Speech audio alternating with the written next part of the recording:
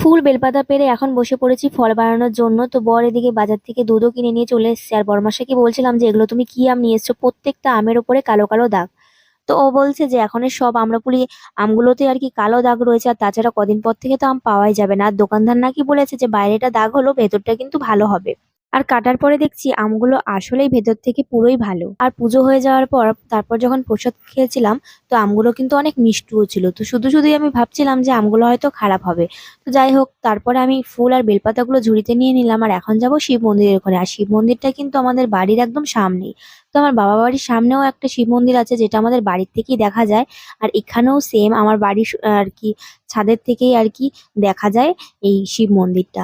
তো আমার তো এদিক থেকে নিজেকে ভীষণই লাকি মনে হয়, কারণ আমার বাড়ির সামনে শিব মন্দির থাকলে ভীষণই ভালো লাগে। আমি ছোটবেলা থেকে শিব ঠাকুরের অনেক ভক্ত। যখনই আমার কোনো মন খারাপ হতো বিয়ের আগে, তোমাদের বাড়ির সামনে মাঠে যে শিব মন্দিরটা ছিল, তো ওখানে আমি সবসময় মানত করতাম। আর আমার মন খারাপ যখন ঠিক হয়ে যেত, তো এখানে গিয়ে পুজো দিতাম। আর এখানে এসেও আমি একই কাজ করি। যখনই আমার মন খারাপ হয়, ছাদের থেকেই যেহেতু শিব ঠাকুরটা দেখা যায়, তো ছাদের থেকে আর কি ঠাকুরের সাথে একা একাই কথা বলতে থাকি। মন খারাপ হলে অন্য কারো কাছে বলার থেকে কিন্তু ঠাকুরের কাছে বলা অনেক ভালো। ভাগ্যিস আমার এ বাড়ির সামনেও একটা শিব মন্দির রয়েছে, হয়তো আমার বাবার বাড়ির সামনের ওই শিব মন্দিরটাকে আমি অনেক বেশি মিস করতাম।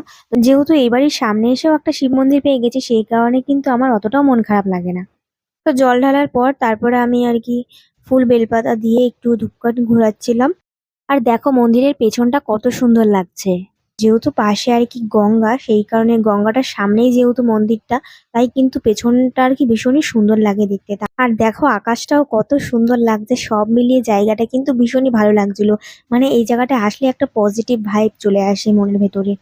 আর এই দেখো গঙ্গাটা, তো গঙ্গাটা জলটা অনেক বেশি বেড়েছে, সেই কারণে গঙ্গাটা এত বেশি চওড়া লাগছে। বর আবার জুম করে আর কি ভিডিওটা করছিল সেই কারণে। তো যাই হোক, আমার তো পুজো দেওয়া কমপ্লিট হয়ে গেছে। তো এই ভিডিওটা এই পর্যন্তই। ভালো লাগলে লাইক করতে ভুলো না। দেখা হচ্ছে অন্য কোনো ভিডিওতে। টাটা।